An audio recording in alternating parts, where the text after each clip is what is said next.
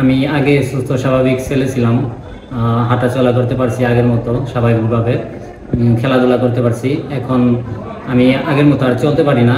আমার inter inter শেষের দিকে তখন আমার বাতজ্বরে আক্রান্ত হয়ে আমার হিপ জয়েন্ট নষ্ট হয়ে যায়, দুই পায়ের হিপ জয়েন্ট নষ্ট হয়ে যায়। এখন আমি স্বাভাবিকভাবে চলতে পারতেছি না, আগের মতো আমার কষ্ট হয়।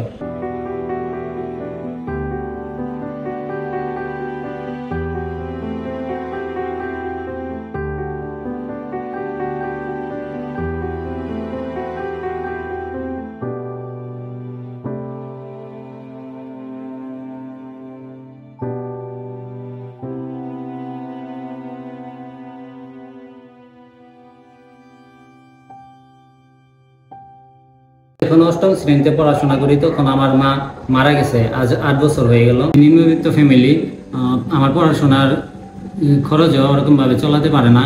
চিকিৎসা করে আমার অনেক টাকা শেষ হয়ে গেছে। আমার পরিবার এখন আর চিকিৎসা করাতে পারছে না আগের মতো। আমার অপারেশনও করাতে পারছে না, অনেক টাকার প্রয়োজন। আমার পরিবারের পক্ষে এত টাকা ম্যানেজ করা সম্ভব নয়। যদি সমাজের কোনো বিত্তবান ব্যক্তি আমার সাহায্য করেন তাহলে আমি আগের মতো চলতে পারবো, হাঁটতে পারবো, আগের মতো খেলতে পারবো, পড়াশোনাটাও ভালোভাবে চালিয়ে যেতে পারবো।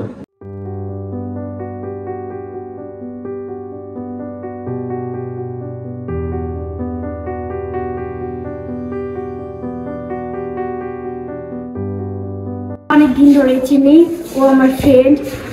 আর ও তো আগে স্বাভাবিকভাবে হাঁটাচলা করতো। যখন থেকে ওর এই সমস্যাটা হয়েছে ইন্টারমিডিয়েটের পর থেকে, তখন থেকে আর ঠিক মতো হাঁটাচলা করতে পারে না। তো যদি ও এখন স্বাভাবিক জীবনে যদি আসে তাহলে ঠিক মতো পড়াশোনা করতে পারবে, ভালোভাবে হাঁটাচলা করতে পারবে এবং ওর ঠিক মতো সব কিছু হয়ে যাবে। এখন যদি সবাই পারে, ওরা যদি হেল্প করে, ওর লাইফে অনেক বড় কিছু করতে পারবে, ভালো কিছু করতে পারবে। তাই আমরা চাই ও যাতে তাড়াতাড়ি সুস্থ হয়ে যায়। শফিকুলকে ব্যক্তিগতভাবে চিনি 2024 সাল থেকে, যখন থেকে এই কলেজে ভর্তি হয়েছি, শেরপুর সরকারি কলেজে ভর্তি হয়েছে।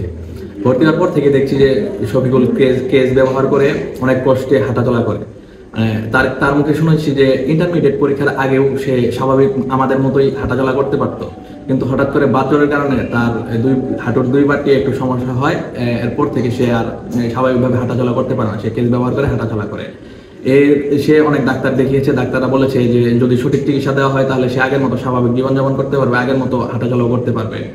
এখন তার যে আর্থিক অবস্থা, অনেক টাকা খরচ হয়ে গেছে, এখন তার পক্ষে আর উন্নত চিকিৎসা করা সম্ভব হচ্ছে না। এখন যদি এলাকায় আমাদের সমাজের কোনো বিত্তবান ব্যক্তি একার পক্ষে সম্ভব না হলে অনেকে মিলেও যদি তাকে সাহায্য করে, তার পাশে দাঁড়ায়, সে উন্নত চিকিৎসার মাধ্যমে সে আগের মতো হাঁটতে পারবে এবং আবার স্বাভাবিক জীবনযাপন করতে পারবে, ভালোভাবে পড়াশোনা মনোযোগী হতে পারবে, খেলতে পারবে। তার জন্য, তার ভবিষ্যতের জন্য অনেক ভালো হবে, কর্মের ক্ষেত্রে অনেক ভালো হবে।